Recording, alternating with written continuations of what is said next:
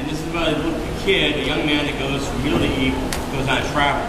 And he goes from Miloi'i and talks about how he rides down the crooked road in Miloi'i on a donkey.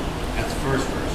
In the second verse, he goes to Waikiki, he goes to the zoo and sees the elephant. He talks about how he sees the elephant in the zoo. Then he goes to San Francisco and flies on a jet plane in one part. And then he goes back to Honolulu and sees a steamroller. And he goes back to Miloi'i and back on that donkey there. I was in Miloi'i, and Miloi'i still, to this day, is a little lazy fishing town. Here we go to Big Island, on the way from Kona up to the volcano, with a little fishing village called Miloi'i. You should go by and check it out. The same way it's been 100 years.